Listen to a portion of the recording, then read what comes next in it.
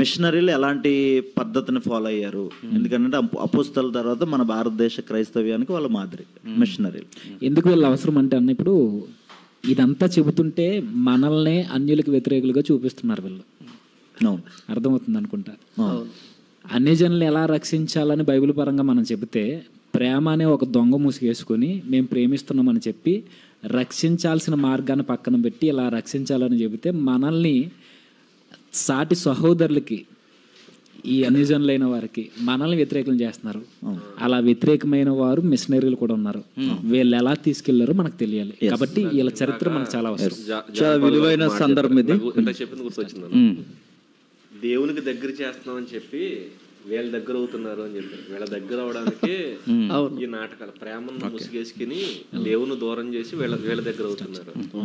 Okay, చాలా విలువైన సందర్భం ఇది. కొంచెం మనం సాక్ష్యాలతో సహా మాట్లాడే సందర్భం ఇది. నేను రెఫరెన్స్తో సహా రాసుకుని వచ్చాను, ఎందుకంటే ఇది చాలా విలువైనది. మనం ఒక ప్యాటర్న్ మనం ఫాలో అవుతున్నాం, ఒక బాడీ మనం కంటిన్యూ అవుతున్నాం. అబ్రహాం దగ్గర నుంచి దేవుని చిత్తం ఎలా ఉంది అక్కడి నుంచి చూస్తూ ఆ దేవుని చిత్తమైన క్రీస్తుని అన్యజనుల దగ్గర తీసుకెళ్ళడానికి అపోస్తుల మూమెంట్ ఎలా ఉందో చూసాం మనం. అక్కడి వరకు మనం వచ్చాం. ఆ తర్వాత అపోస్తుల తర్వాత మళ్ళీ ఏ మూమెంట్ ఉందో సంఘానికి? మిషనరీస్. ఈ మిషనరీస్ ఇండియాలో ఎలా వ్యవహరించారు ఇది ఒకసారి చూద్దాం. కొన్ని చరిత్ర సంబంధమైన విషయాలు చెప్తాను, కొంచెం జాగ్రత్తగా విందాం ఈ విషయాలన్నీ. అపోహ ఒకటి ఉంది క్రైస్తవ సమాజం మీద, ఒక అపోహని బురదలా జల్లి ఒక అపోహ ఉంది. అదేంటంటే భారతదేశానికి క్రైస్తవ్యాన్ని బ్రిటిష్ వాళ్ళు తెచ్చారు. చాలా పెద్ద ప్రశ్నగా అతి మేధావులకి మధ్య అడుగుతున్నారు ఇది. అలాంటి వారికి మన వాళ్ళకు కూడా నాలెడ్జ్ రావడానికి చరిత్రలోంచి కొన్ని ఆధారాలు మనకు అవసరం. భారతదేశానికి క్రైస్తవ్యాన్ని తెచ్చింది బ్రిటిష్ వాళ్ళు కాదు. పోర్చుగీస్ కానీ, ఫ్రెంచ్ కానీ, బ్రిటిష్ కానీ, పోర్చుగీస్ వారు కానీ, ఇంకెవరు ఉన్నారు మనకి, ఈస్ట్ ఇండియా డచ్ కంపెనీ వారు కానీ, వీళ్ళెవ్వరూ కాదు. ఎలా వచ్చింది క్రైస్తవ్యానికి ఇండియా ఎలా వచ్చిందంటే కొన్ని ఎవిడెన్స్ నేను చూపిస్తాను. ఎవిడెన్స్ మాత్రం ఇవి, మళ్ళీ వీళ్ళ పేర్లు ప్రస్తావించాను తప్పుగా అనుకోవద్దు. స్వామి వివేకానంద అని ఇచ్చిన స్టేట్మెంట్, యేసుక్రీస్తు శిష్యుడైన తోమ, 12 మంది శిష్యుల్లో ఒకడైన తోమ ఇండియాకు వచ్చాడు, భారతదేశానికి వచ్చాడు, అతని ద్వారా భారతదేశానికి క్రైస్తవ్యం వచ్చిందని స్వామి వివేకానంద చెప్పారు. ఎక్కడ? ప్రబోధరత్న సంపుటి 74లో చెప్పాడు ఆయన. ఎవిడెన్స్ అది. నెక్స్ట్, తవ్వకాలు లభించినప్పుడు పురావస్తు శాస్త్రం ఎరిగిన వారు తవ్వకాలు జరిగించినప్పుడు కొన్ని కాయిన్స్ దొరికాయి. ఆ కాయిన్స్లో గూండే పరస్ అనే ఒక రాజు మనకు తెలుసు, క్రీస్తు శకం 32లో. ఈయన ద్వారా కొన్ని కాయిన్స్ రిలీజ్ అయినప్పుడు ఆ కాయిన్స్ మనకు దొరికాయి. దాని గురించిన విషయాన్ని ఒక పుస్తకంలో రాశారు. ఆ పుస్తకం పేరు నేను చదువుతాను చూడండి. First international workshop of the Gandhara, Oxford of university. అక్కడ ఆ బుక్ నేమ్ అక్కడ మనకు రాసింది, పేజ్ నెంబర్ 15లో విషయం అంతా రాసి ఉంటుంది. ఈ రాజు కాలంలో తోమ ప్రస్తావనకి కాయిన్స్ ఉన్నాయి అనడానికి ఇది పురావస్తు శాస్త్రవేత్తలు ఇస్తున్న ఎవిడెన్స్. మూడవది, రామకృష్ణ మిషన్ వారు రాశారు. ఒక చిన్న డౌట్, క్రీస్తు శకం 32 అంటున్నారు కదా? 52 అంటే 32 అన్నారు ఒకసారి. 30 క్షమించు, 52. ఇది నేను చెప్తున్నాను, అదొక క్లారిటీ కావాలి. కాయిన్స్ వేయించిన అంటే ఈ రాజు ఉన్నాడు అనడానికి కాయిన్ వేసిన డేట్ అది, రాజుకి తోమ వచ్చిన డేట్ కాదు. ఓకే, రాజు ఉన్నాడు అనడానికి. ఇది ఎప్పుడు ముద్రించారంటే 2017లో ముద్రించారు ఈ బుక్ ఇది. నెక్స్ట్, రామకృష్ణ మిషన్ వారు ఉన్నారు కదా, వారు the culture heritage of India volume 4లో రాశారు. రామకృష్ణ మఠం వారు ఏమనంటే భారతదేశానికి క్రీస్తు శిష్యుడైన తోమ ఇండియాకు వచ్చాడు అని. నాలుగవది, కేకే పిల్లే 1955. ఈయన ఏమని రాశాడంటే భారతదేశంలోనికి ఈయన వచ్చాడని ఒక ఎవిడెన్స్ ఇచ్చాడు. ఈయన పాండ్య రాజు ఆస్థానంలో ఉన్న 2 రాయబారులు అగస్టస్ చక్రవర్తిని కలడానికి వెళ్ళారట. అగస్టస్ ఉన్నాడుగా రోమ్లో, అతనికి వెళ్ళడానికి వెళ్ళాడు. దేనికి? వ్యాపార లావాదేవీలు జరుగుతున్నాయి. అంటే ఇండియాతో ఆ టైంలో వ్యాపార లావాదేవీలు జరిగిన దాఖలాలు ఉన్నాయంటే ఉన్నాయంటున్నాడు ఈయన. ఎవరు? ఆయన పుస్తకం పేరు దక్షిణ భారత చరిత్ర ప్రథమ భాగము, డాక్టర్ కేకే పిల్లే, పేజ్ నెంబరు 34 అంటాడు ఈయన. తోమ వచ్చాడు. ఎంతమంది చెబుతున్నారు తోమ వచ్చారని? ఇంకెవరు చెప్తున్నారు? అత్యధికమైన బలమైన వ్యక్తులు మనకు చెప్తున్నారు. జార్జ్ స్మిత్ చెప్పాడు. ఇంకా ఎవరు చెప్పారు? అంబేద్కర్ గారు చెప్పారు. 1880 క్షమించండి 190లో సిరియా క్రైస్తవులు ఇండియా నుంచి అలెగ్జాండ్రియాలో ఉన్న బిషప్ గారికి రిక్వెస్ట్ పెట్టుకున్నారట. ఏమని రిక్వెస్ట్ పెట్టారంటే మాకు ఒక మిషనరీ కావాలి. అంటే ఈ ఈ ఈ టైం వచ్చేసరికి 180, 190 సమయం వచ్చేసరికి సిరియా క్రైస్తవులు అంటే సిరియన్ క్రైస్తవులు అని పిలువబడే కేరళ ఏరియాలో ఇప్పటికీ సిరియన్ బాప్టిస్ట్ సంఘాలు ఉన్నాయి. వాళ్ళు అర్జీ పెట్టుకున్నారట, మాకు ఒక కాపర్ కావాలి పంపించండి అంటే అక్కడి నుంచి ఇక్కడికి ఓ మిషనరీని ఇక్కడికి పంపించారు. ఈ విషయం ఎవరు చెప్తున్నారు? అంబేద్కర్ గారు చెప్తున్నారు. అంటే 180, 190కే ఇండియాలో ఏముంది? క్రిస్టియానిటీ, క్రైస్తవం ఉంది. బ్రిటిష్ వాడు తెచ్చండి ఎవరన్నారు? ఫ్రెంచ్ వాళ్ళు తెచ్చారని ఎవరన్నారు? పోర్చుగీస్ వారు తెచ్చారని ఎవరన్నారు? ఇంకెవరున్నారు కంపెనీలో? డచ్ కంపెనీ తెచ్చారని ఎవరన్నారు? అసలు ఇండియాకి క్రైస్తవ్యాన్ని తెచ్చింది బ్రిటిషర్స్ కాదు. నెక్స్ట్ ఇంకా సర్వేపల్లి రాధాకృష్ణ గారు అన్నారు, ఎక్కడ ఆయన పుస్తకం రాశాడు, east religion and western thoughts అనే బుక్లో పేజ్ నెంబర్ 310లో రాశాడు ఆయన తోమా కోసం. నెక్స్ట్ మార్క్ పోలో యాత్రికుడు, ఈయన తెలుసు కదా, మార్క్ పోలో యాత్రికుడు 12వ శతాబ్దానికి చెందినవాడు. ఈయన రాశాడు travels of mark Polo buy Thomas visit India అనే బుక్లో రాశాడు ఆయన. పేజ్ నెంబరు 345లో చెప్పాడు. ఇవన్నీ మనకి ఎవిడెన్స్. ఇవంటే ఇవి ఎందుకు నేను చెప్తున్నా అంటే భారతదేశం పట్ల, ముఖ్యంగా ఈ అన్యజనులైన మన పట్ల దేవునికి ప్రేమ ఉంది. ఎంత ప్రేమ ఉందంటే 12 మంది శిష్యుల్లో ఒక శిష్యుని ఇండియాకు పంపించాడంటే ఎవరో వక్త అంటుంటే నేను అన్నాను, అమెరికా కన్నా ఎక్కువ మనం ప్రేమించాడు. మొదట మనసు వార్త వచ్చింది, అన్యజనులు.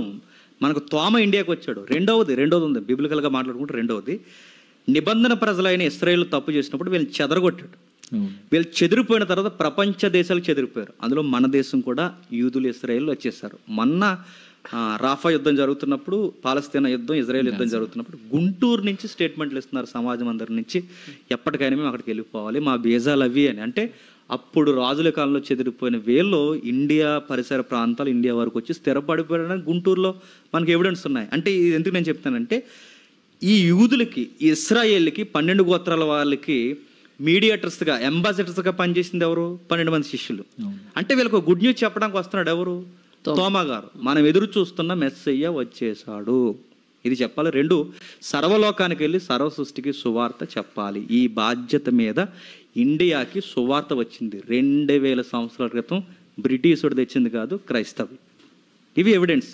రెండవది, మిషనరీలు ఇక్కడికి వచ్చిన తర్వాత ఆటంకపరిచారు. ఎవరో తెలుసా? బ్రిటిష్ వాళ్ళు ఆటంకపరిచారు. బ్రిటిష్ వాళ్ళు ఎందుకు ఆటంకపరిచారంటే మిషనరీలు వచ్చిన తర్వాత వాళ్ళ మూఢనమ్మకాలు, ఇందాక పౌలు ప్రశ్నించాడుగా, మూఢనమ్మకాలని తర్కం చేత ఎదిరించారు. వాళ్ళు మిషనరీ నుంచి వచ్చారు, తర్కించారు, మూఢనమ్మకాలు ఎద్దేవి చేశారు. వారు అనైతిక సాంప్రదాయాల్ని డైరెక్ట్గా అడిగారు, తప్పని మాట్లాడారు. మిషనరీలు ఎప్పుడైతే అడుగుతున్నారో, లార్డ్ మింటో అనే ఒక జనరల్ ఉన్నాడు, ఎవరు? బ్రిటిష్లో, మనం చదువుకునే జీకే బెట్లో ఉంటుంది. ఇతను 1807 నుండి 1814 వరకు ఈ మధ్యకాలంలో గవర్నర్ జనరల్గా పనిచేస్తాడు బ్రిటిష్ తరఫున. ఈయన మిషనరీస్ మీద పెద్ద లెటర్ రాసి కంప్లైంట్ చేస్తాడు.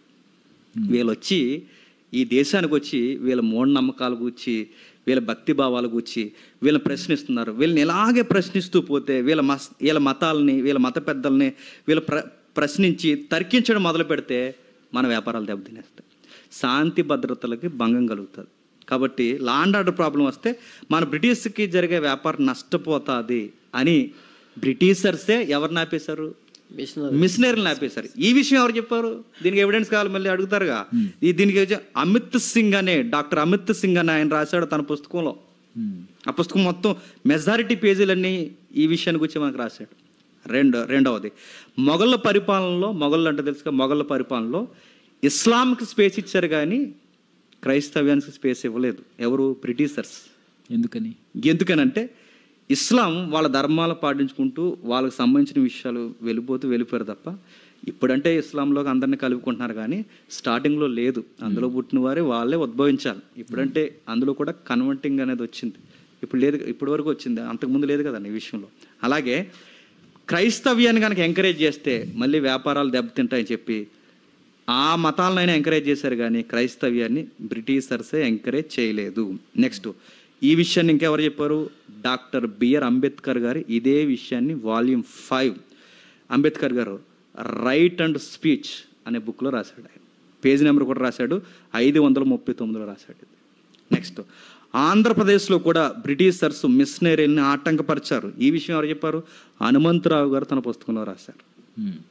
ఇలా ప్రతి దిక్కున అంటే మనకి చరిత్ర అంతా ఏం చెప్తుంది, బ్రిటిష్ వారి ద్వారా ఇండియాకి క్రైస్తవ్యం రాలేదు, దేవుడు పంపిస్తేనే వచ్చింది. అసలు ఎందుకు మిషనరీస్ని బ్రిటిష్ వారు ఎందుకు అడ్డుకున్నారు? అది చెప్తాను ముందుకెళ్ళి. ఇంకా కొన్ని విషయాలు ఉన్నాయి. గ్రాండ్ మెంటో ఇంకొక ఆయన మరియు మిషనరీలు వీళ్ళందరూ కలిసి, గ్రాండ్ అంటారు ఈయన మిషనరీలు అందరూ కలిసి భారతదేశంలో సువార్త చెప్పనివ్వట్లేదని ధర్నాలు ఎక్కడ చేశారో తెలుసా? లండన్లో చేశారన్న. లండన్లో ధర్నాలు చేసి మన ప్రభుత్వాలు ఆ ప్రజలను పరిపాలిస్తూ వాళ్ళు ఏం చేస్తున్నారంటే అక్కడ మిషనరీలని సువార్త చేయకుండా, వీళ్ళు సువార్త చేయకపోతే అక్కడ ప్రజలు మూఢనమ్మకాల్లో కొట్టుకుపోయి తమ పిల్లలను తామే చంపుకుంటారు, నరబలు ఇస్తున్నారు, ఘోరమేం చేస్తుంది, సతి జరుగుతుంది, శిశుహత్యలు జరుగుతున్నాయి, రోగాలకు వైద్యం కూడా చేయించుకోవట్లేదు, మంత్రాలు చదువుతున్నారు, రకరకాల మూఢనమ్మకాల భక్తిభావాలు కురిసిపోయి ఉన్నారు. వాళ్ళకు సువార్త చెప్పాలి, సత్యం చెప్పాలి, వాళ్ళ విద్యలో వివేకం కలిగిన వారుగా మార్చాలి, సువార్త చెప్పాలని లండన్ వీధుల్లో ధర్నాలు చేస్తే దాని తరపున కోర్టుకు వెళ్ళి వాదించి అక్కడి నుంచి పర్మిషన్ తెచ్చుకున్నది ఎవరంటే ఇదిగో ఈ గ్రాండ్ అనే మహానుభావుడు తీసుకొస్తాడు. అప్పుడు ఎవరైతే అక్కడ ఉంది కదా మన కంపెనీ అది పనిచేస్తుంది, అది ఫ్రెంచ్ వాళ్ళు, ఈస్ట్ ఇండియా కంపెనీ, ఈ ఫ్రెంచ్ వాళ్ళు వీళ్ళందరి దగ్గర ఈయన ఫైట్ చేసి తెచ్చుకుని ఆ పర్మిషన్ రైట్ బిడి తెచ్చుకుని అప్పుడు ఈయన సువార్త చెప్పడం స్టార్ట్ చేస్తాడు. ఇది ఎక్కడ మనకు రాయబడిందంటే నాగభూషణం గారు ఉన్నారుగా, నాగభూషణం గారు పేజీ నెంబర్ 32, 33లో ఈ విషయాన్ని స్పష్టంగా రాశారు. రెండవది ఇంకోటి, బ్రిటిష్ వారికి సువార్త అనుమతించకపోగా మరొక విషయం వీళ్ళు ఏం చేశారు తెలుసా? ఇక్కడున్న మూఢ సంబంధమైన భక్తి కలిగిన మూలాలని బ్రిటిష్ వాళ్ళే ఎంకరేజ్ చేశారు. ఎందుకు ఎంకరేజ్ చేశారు? ఇందాక మన వాళ్ళు చేసే పనులే బ్రిటిష్ వాళ్ళు చేసిన పనులు. ఏమైనా ఎంకరేజ్ చేశారంటే వీళ్ళని ఎంకరేజ్ చేస్తే వీళ్ళ వల్ల మనకి ఇబ్బంది ఉండదు, మన వ్యాపారాలకు డోకా ఉండదు. కాబట్టి వీళ్ళ సంబరాలకి అంబరాలకి వీళ్ళ ఊరేగింపులకి బ్రిటిష్ వాళ్ళే దగ్గరుండి డబ్బులు ఇచ్చి ఇలాంటి మూఢనమ్మకాల ఉత్సవాలు చేయించారని ఎవరు చెప్పారు తెలుసా? డాక్టర్ బిఆర్ అంబేద్కర్ గారు చెప్పారు. తన పుస్తకం రాస్తూ చెప్పాడు, 5,000 రూపాయలు ప్రభుత్వం దగ్గరుండి మూఢనమ్మకాల ఉత్సవాలు చేస్తున్నందుకు నా గుండె రగిలిపోతుందని అంబేద్కర్ గారు రాశారు. తన బుక్లో రాశాడు ఆయన. తను ఎన్నో విషయాలు రాశాడు. ఇప్పుడు అడుగుతున్నాను, వీటిని ఎంకరేజ్ చేస్తున్నందుకు అంబేద్కర్ గారు బాధపడిపోయారు, వీటిని ముందుకు దోస్తున్నందుకు మిషనరీలు బాధపడ్డారు. మనుషుల్ని చంపుకునేది భక్తి కాదు, నరబలి భక్తి కాదు, పసిపిల్లని చంపుకోవడం భక్తి కాదు. ఈ విషయంలో మాట్లాడారు. ఇంకా ఎప్పుడైతే ఈ పర్మిషన్ తెచ్చుకున్నారో అనతి కాలంలోనే మళ్ళీ ఈ బ్రిటిష్ వారు ఏం చేశారంటే దీన్ని ఆపేశారు. మళ్ళీ చాలా ఆటంకపరిచారు. ఎంత ఆటంకపరిచారంటే మిషనరీలు పొరపాటు సువార్త ప్రకటిస్తున్నారంటే వాళ్ళని ఎంత ఇబ్బందులకు గురి చేయాలో అంత ఇబ్బంది. అంటే స్థానిక మత పెద్దలు బ్రిటిషర్స్ ఇద్దరు కలిసిపోయి వీళ్ళని ఆపేశారు. చాలా ఇబ్బందులు పాలు చేశారు. సాంఘిక దురాచారాలను దగ్గరుండి ఎంకరేజ్ చేశారు బ్రిటిష్ వాళ్ళు. ఈ ఉత్సవాలని దగ్గరుండి ఎంకరేజ్ చేశారు. ఇది ఎవరు రాశారు? ఏనుగుల ఏరాస్వామి గారు రాశారు పేజీ నెంబర్ 23లో. విషయాలన్నీ మనం రాసుకుని వచ్చినాయి కాదు, మనకు దొరికిన చరిత్ర ఆధారాలను తెచ్చి మనం రాస్తున్నాం. పెద్దల మన్నలను పొందడానికి, వ్యాపారంలో లాభాలు పొందడానికి విగ్రహాల పూజను ఎంకరేజ్ చేసి 1,000 రూపాయలు ప్రభుత్వాలు ఇచ్చి పోలీసు బలగాలను దగ్గరెట్టి బాగా చేసుకుని అన్నారట. ఎందుకింత వాళ్ళని ప్రోత్సహించారన్న ఈ అనధికారులు? అదే ఎందుకు వీళ్ళు ప్రోత్సహించారంటే వీళ్ళు ప్రోత్సహించిన ప్రధానమైన కారణం వాళ్ళ వ్యాపారాలు నష్టపోకూడదు. క్రిస్టియానిటీ అనేది ఏంటంటే ఎక్కడ క్రిస్టియానిటీ ఉంటే అక్కడ నాగరికత వస్తుంది, చైతన్యం వస్తుంది, నాగరికత వస్తుంది. వివేచన, మనిషికి స్వేచ్ఛ అంటే ఏంటో, సమానత్వం అంటే ఏంటో, ప్రేమ అంటే ఏంటో ఇవి అర్థమవుతాయి. మిషనరీలు ఎదురెళ్ళారు ప్రభుత్వాలు. అంటే ఈ అనుభవం బ్రిటిష్ వాళ్ళకు ముందే కలిగిందా వారు పరిపాలించిన దేశాలు? కలిగింది. మంచి విషయం అడుగు. ఇది ఎందుకు ఈ మిషనరీలు నేను ఎంకరేజ్ చేయరంటే మన దేశం కన్నా ముందు వీళ్ళ పరిపాలనలో ఒక దెబ్బ అమెరికాలో తిన్నారు వీళ్ళు. అమెరికాలో వీళ్ళు దెబ్బ తింటారు. అమెరికాలో మిషనరీలు ఇలాగే అధునాతన విద్య అన్నారు. సనాతన విద్య వేరు, అధునాతన విద్య వేరు. అంటే వెస్టర్న్ స్టడీస్ వేరు. ఈ విద్యను అమెరికాలో నేర్పించారు. అమెరికాలో నేర్పిస్తే అమెరికా వాళ్ళు ఏం చేశారంటే రాజనీతిని, స్వేచ్ఛ, సమానత్వం, ప్రజాస్వామ్య వ్యవస్థలో సైతం ఎప్పుడైతే వాళ్ళకి వచ్చిందో వాళ్ళు ఏం చేశారంటే అదే బ్రిటిష్ ప్రభుత్వం మీద తిరగబడ్డారు. కాబట్టి వీళ్ళకి ఎప్పుడు అధునాతనమైన విద్య ఇవ్వకూడదని, వీళ్ళ క్రైస్తవుల్ని వీళ్ళకి దగ్గర చేయకూడదని చేస్తే మళ్ళీ అమెరికాలో తిరగబడిన తిరుగుబాట్లే మన ఇండియాలో కూడా తిరుగుబాటు వస్తుందని మన ఇండియన్స్ని మన మూఢనమ్మకాల్లోనూ కొట్టుకుపోయే వాళ్ళ వ్యాపారాలు బాగా జరగాలని మన వాళ్ళని దగ్గరుండి ఎంకరేజ్ చేశారు వాళ్ళు. కాబట్టి ఇలా ఎన్ని చూసినా మనకి మిషనరీలు చాలా చాలా స్పష్టంగా వాళ్ళు ఫైట్ చేశారు. ఇంకా విద్య విషయంలో మాట్లాడదాం, త్వర ముగించేస్తాను. విద్య ప్రగతికి మూలం, మార్గం, అజ్ఞాన అంధకారంలో ఉన్న వారికి దీపం అని మనం చాలా కవిత్వాలు రాసుకున్నాం. ఈ స్లోగన్స్గా మనకు మిగిలిపోయాయి, కానీ వీటిని పాటించి దేశానికి జ్ఞానం ఇచ్చింది ఎవరంటే మిషనరీలు. కొన్ని విషయాలు నేను చెప్తాను. మన దేశం విద్య ఉంది, ఆంగ్ల విద్య లేదు. చదువు ఉంది, గురుకుల పాఠశాలలు ఉన్నాయి. ఆ గురుకుల పాఠశాలలు ఇక్కడ పెట్టారు, మన ఇండియాలో పెట్టారు, మన వాళ్ళే పెట్టారు. కానీ బాధ ఏంటంటే ఆ గురుకుల పాఠశాలలు ఏమి నేర్పిస్తారు? సంస్కృతి నేర్పిస్తారు, సంస్కృతి నేర్పిస్తారు, వాళ్ళ ధర్మాలు మనుస్మృతి నేర్పిస్తారు. ఏవైతున్నవి ఇవే అవి కూడా ఎవరికి నేర్పిస్తారు? అగ్రవర్ణాల వారికి నేర్పిస్తారు. ఇవి వీళ్ళకి నేర్పించి ఆ స్థాయిలో నుంచి ఇవే వాళ్ళకి ఎంకరేజ్ చేస్తారు. అంటే వాళ్ళ ధర్మాలు, వాళ్ళ కావ్యాలు, వారి నాటకాలు, వారు కొన్ని విషయాలు ఉన్నాయి, వారి గ్రంథాల గురించి, వారి జ్యోతిష్యం గురించి, ఆయుర్వేద సూత్రాల గురించి ఇవే నేర్పించారు తప్ప అధునాతన జ్ఞానం ఎప్పుడు మన గురుకుల పాఠశాలలో రాలేదు. ఈ విషయంలో రాజా రామ్మోహన్ రాయ్ గారు బాధపడ్డారు, విలియం కేరీ బాధపడ్డాడు. ఈ మత సంబంధమైన విద్య గురుకుల పాఠశాలలో నేర్చుకోవడం వలన మనిషికి వికాసం రాదు, మనిషికి అధునాతనమైన విద్య కావాలని చెప్పి విద్య కొరకు ఫైట్ చేశారు, నిలబడ్డారు. ఎందుకంటే బ్రిటిష్ వాళ్ళు గురుకుల పాఠశాలకు మళ్ళీ డబ్బులు ఇచ్చేవారు. ఎందుకు? మీరు ఈ మతాలే నేర్చుకోండిరా, మీరు ఈ మూఢనమ్మకాలు, ఈ జ్యోతిష్యాలే నేర్చుకోండి, మీరు అధునాతన విద్యకు రాకండి. ఎందుకంటే మీరు అధునాతనమైన విద్యకు వస్తే మళ్ళీ అమెరికాలో మీరు ఏమవుతారు? తిరగబడతారు, మా మీద తిరగబడతారు. అందుకే వీళ్ళకి అటు జోలికి పోకుండా వీళ్ళే దగ్గరుండి ఇవన్నీ చేయించేవారు అనమాట. ఈ విషయం ఎవరు రాశారు? జేసీ మార్సన్ గారు రాశారు. చాలా ఉన్నాయి, నేను టైం లేక దాటుకుంటూ వెళ్ళిపోతున్నాను. 1939 మే 26 చాటుపూర్ జిల్లాలో ఒక గ్రామంలో మిషనరీలు రాత్రి వేళ విద్య చెబుతుంటే, అంటే ఒక ఉపాధ్యాయుని బట్టి విద్య చెప్తుంటే మత పెద్దలందరూ వచ్చి బడి మూసేవాలి, అంటే రాత్రి బళ్ళు పెట్టేవారు, పగలు చెప్పనివ్వట్లేదు, బడి మూసేయాలని చెప్పి చదువులు నేర్పుతున్న ఉపాధ్యాయుడిని దుడ్డుకర తీసుకొట్టేశారు. ఈ మాట ఎవరు రాశారు తెలుసా? అంబేద్కర్ గారు రాశారు. మరో విషయం చెప్తాను చూడండి. అంబేద్కర్ గారు ఒకరోజు పాఠశాలలో చదువుకుంటున్నప్పుడు, ఆయన హిస్టరీ మనం చదువుతున్నప్పుడు మనకు కనబడుతుంది, బోర్డు మీద టీచర్ గారు లెక్కిస్తారు, పిల్లలందరినీ చేయమంటారు, ఎవరో చేయరు పిల్లలు. ఎవరు చేయకపోతే అంబేద్కర్ గారు ఆ లెక్క చేస్తారు కదా, నువ్వు చేయవయ్యా అని చెప్తే ఈ అబ్బాయి వెళ్తున్న టైంలో పిల్లలందరూ అరుస్తారు గట్టిగా. ఎందుకు అరుస్తున్నారు అని అడిగితే ఆ బోర్డుకి దగ్గరలో వీళ్ళు పెట్టుకున్న టిఫిన్ డబ్బాలు ఉన్నాయంట. టిఫిన్ డబ్బాల దగ్గరికి కులంతో కూడా వెళ్తే టిఫిన్ మైలు పడిపోతుందని చెప్పి, అంటే ఎంత అజ్ఞానం ఉందో చూసా. ఇవన్నీ బాధపడుతూ పెద్దలే రాశారు ఇవన్నీ. విద్య లేక, విద్య లేదు కనుక దేశంలో నరబలులు జరిగాయి, విద్య లేదు కనుక నదిలో పసిపిల్లని విసిరేశారండి, విద్య లేదు కనుక రథాల కింద పడి నలిగిపోవడం భక్తి అన్నారు. కొన్ని దేవాలయాల పేర్లు చెప్పకూడదు, ఎందుకంటే అది మనకు పర్మిషన్ లేదు. రథాల కింద పడి ముక్కలుగా ఆత్మాహుతి చేసి అయిపోతుంటే ఇదే మా భక్తి అన్నారు. ఇది మిషనరీలు చూసి బాధపడిపోయారు. మోకాళ్ళు రోడ్డు మీద మోకాళ్ళు వేసి, దేవా ఈ ప్రజల్ని ఎవరు రక్షించేది, ఎలా రక్షించాలి, మాకు జ్ఞానం ఇవ్వు ప్రభువా, మాకు ధైర్యం ఇవ్వు ప్రభువా, ఈ ప్రభుత్వాలను ఎదిరించి ఈ ప్రజలు మేము కాపాడాలని ఫైట్ చేశారు వాళ్ళు. విలియం కేరీ 1793లో విలియం కేరీ భారతదేశానికి మిషనరీ రాకలో జరగడానికి ఆయన నాంది పలికిన విషయాలు మనకు తెలుసు. ఆయన వచ్చాడు, విద్య నేర్పించడం చాలా అవసరమని, దానివల్ల మూఢనమ్మకాలు పోతాయని, ప్రజలు బాగుపడతారని వారు వాదించారు.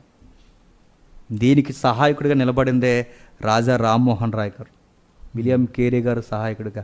గ్రాంట్ ఇందాక మాట్లాడుకున్నాగా, వీళ్ళందరూ కలిసి బ్రిటిష్ వాళ్ళకి అర్జీ పెడతారు, అయ్యా వీళ్ళకి విద్య నేర్పించాలి. మళ్ళీ ఈ విషయంలో ఫైట్ చేస్తారు. విద్య ఎందుకు నేర్పించాలంటే ముందు మూఢనమ్మకాలు పోతాయి. విద్య ఎందుకు నేర్పించాలంటే వీళ్ళకి స్వేచ్ఛ ఏంటో, సమానత్వం ఏంటో, జాతీయవాదం ఏంటో, స్వయం పరిపాలన ఏంటో, హక్కులేంటో, రాజ్యాంగం ఏంటో, పరిపాలకులు ఎవరు, బానిసలు ఎవరు, సాటి మనిషిని ఎలా చూడాలి నేర్పించాలి. ఇదంతా రావాలంటే విద్య ఉండాలి. ఈ విద్య కొరకు మిషనరీలు చాలా పాటుపడ్డారు. విద్య నేర్పిస్తే మరి క్రైస్టెడ్ అంటే వాళ్ళ దగ్గర ఒక ఫిలాసఫీ ఉంది. అదేంటో తెలుసా? వివేచన, వికాసము మనిషికి ఎప్పుడైతే వస్తాదో సత్యదేవుడు ఏంటో మనం చెప్పకుండానే మనిషి ఎతకడం స్టార్ట్ చేస్తాడు అని వాళ్ళ విలువల్లో చాలా క్రైస్తవ సంబంధమైన ఉదాహరణలు ఎత్తి మాట్లాడేవారు విద్యలో. కాబట్టి అనేకులను క్రైస్తవులుగా మార్చడానికి విద్య చాలా అవసరం. అంటే వాళ్ళు ఓపెన్గా చెప్పకపోయినా విద్య చాలా అవసరం. అందుకే మిషనరీలు అన్ని జనులను ఎలా రక్షించారు? మూఢనమ్మకాలు తీస్తూ రక్షించారు. మిషనరీలు అన్ని జనులను ఎలా రక్షించారు? జైకొట్టి రక్షించలేదు, వాళ్ళకి విద్యను నేర్పించి రక్షించారు. ఇలా ఒకటి రెండా ఎన్నో విషయాలు ఉన్నాయి. మరో విషయం చెప్పి నేను త్వరగా ముగించేస్తాను. అంటరానితనం చాలా పెద్దపేట వేసుకుంది. అంటరానితనం వర్ణ వ్యవస్థలో చండాలని ఉంది. మీరు ఎక్కడో ప్రస్తావించడం కూడా చండాళ్ళు చండాలని ఒక పదం ఉంది, ఈ వర్ణ వ్యవస్థ ఉందిగా. అందుకే మన క్రైస్తవులు ఎందుకు కులం పేరు మనం గొప్పగా చెప్పుకూడదంటే, వర్ణ వ్యవస్థలో దారుణ రంగును పెట్టి కులానికి భాగాలు, దేవుడికి భాగాలు వివరించి అందుకు మనం పెట్టుకోవద్దని చెబుతారు. ఎందుకంటే మన మీద ఆ ముద్ర వేశారు, మీరు ఎందుకు తీసుకోలేదంటే వేసేసారు, ఏం చేస్తాం. సరే, నెక్స్ట్ వర్ణ వ్యవస్థలో ఈ చండాలని చాలా దారుణంగా వీళ్ళ పట్ల ప్రవర్తించారు. ఎంత దారుణంగా అంటే మనుస్మృతి 10వ అధ్యాయంలో వీళ్ళ గురించి రాస్తాడు. ఎలా ప్రవర్తించారంటే, వీళ్ళు ఊళ్ళోకి వస్తేనట పెద్ద కర్ర తీసుకుని ఆ కర్రతో రోడ్డు మీద బలముగా కొట్టి మేము వస్తున్నాము అంటే అప్పుడు ప్రజలందరూ పక్కకు పోవాలి. ఎందుకంటే వాళ్ళ గాలి కానీ వాళ్ళ యొక్క వాసన కానీ తగిలితే మైలు పడిపోతారని. అంటే ప్రజలలో ఎంత అంటరానితనం ఉంది. నెక్స్ట్ వాళ్ళు ఏమైనా వండుకునే పాత్రలు ఏమన్నా అంటే పగిలిపోయిన పాత్రలో వండుకోవాలట. నెక్స్ట్ వాళ్ళు చనిపోయిన వారి మీద కప్పే ఈ క్లాత్ ఉంటుంది చూసారా, ఆ వస్త్రం, శవాలకు కప్పే వస్త్రం మాత్రమే వీళ్ళు ఒంటి మీద బట్టలు వేసుకోవాలి. ఇదంతా ఎక్కడుంది? మనుస్మృతి 10వ అధ్యాయంలో ఉంది. ఇలాంటి వాటికి మన వాళ్ళు జై కొడుతున్నారంటే ఏమనాలి? జై కొట్టి రక్షిస్తారా? లేకపోతే మిషనరీలు, అపోస్తులు ఎలా వెళ్ళారు, మిషనరీలు ఎలా వెళ్తున్నారు అంటే అన్యజనుల్ని ఎలా రక్షించాలి? ఎలా రక్షించాలి? ఇదిగో మిషనరీలా రక్షించాలి. రెండవ ఉదాహరణ చెప్తాను. గోపాలకృష్ణ గోఖలే గారు వీటిని గురించి రాశారు. ఏమని రాశారు తెలుసా? ఈ అంటరానితనం కోసం 2 మాటలు రాశారు. పిల్లిని తాకొచ్చు, కుక్కను తాకొచ్చు, కానీ అంటరాని వాడిని తాకండి. అంటే కుక్క కన్నా పిల్లి కన్నా ఎవడో అధ్వానమైన వాడు. ఈ మాట ఎవరు చెప్పారు? గోపాలకృష్ణ గోఖలే చెప్పాడు. తన పుస్తకంలో డైరెక్ట్గా రాశాడు.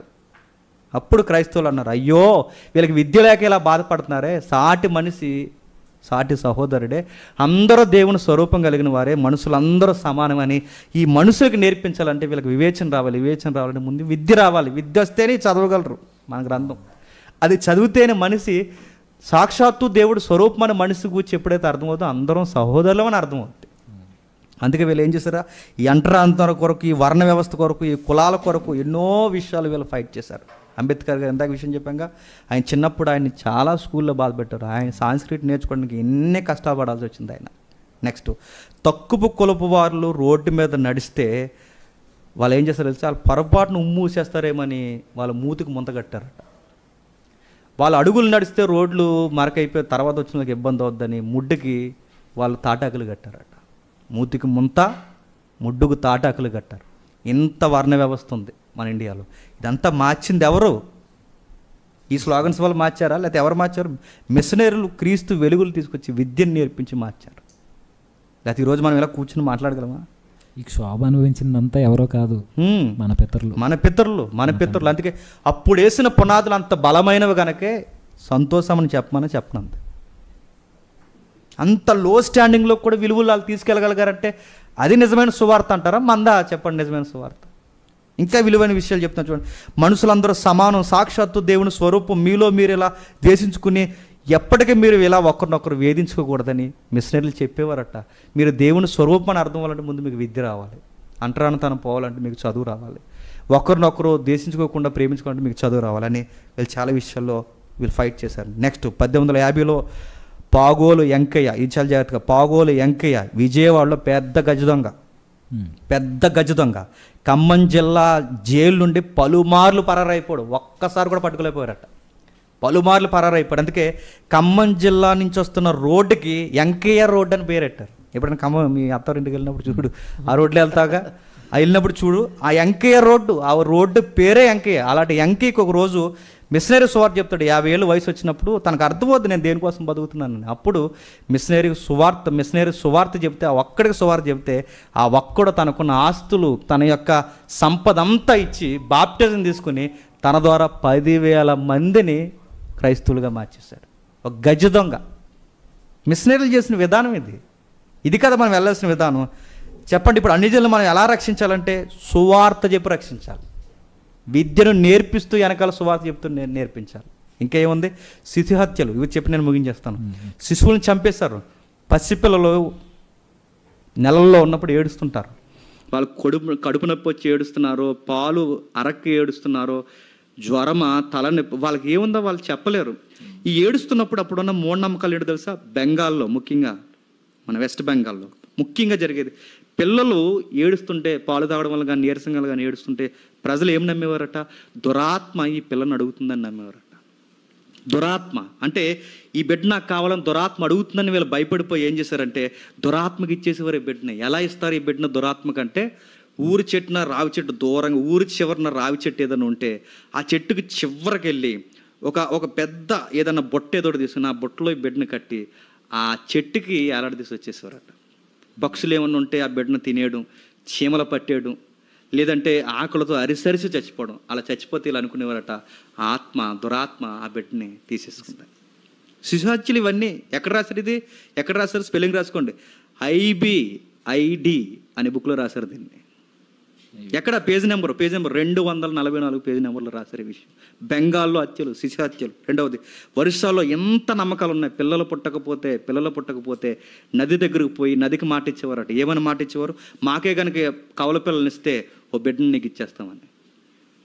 కవల పిల్లలు పుడితే 4 సంవత్సరాలు కవల పిల్లలు నిజంగా పుట్టారనుకోండి, ఆ 4 సంవత్సరాలు చాలా అల్లారు ముద్దుగా పెంచి ఆ బిడ్డ 4 సంవత్సరాలు వచ్చిన తర్వాత చక్కగా ముత్తాబు చేసి మంచి బట్టలు వేసి చక్కగా అలంకరించి, అమ్మ నువ్వు వెనక్కి తిరిగి చూడకుండా అలా నదిలోకి నడుచుకుంటూ వెళ్ళిపోయినవారట. ఆ బిడ్డకి ఏం తెలుస్తుంది?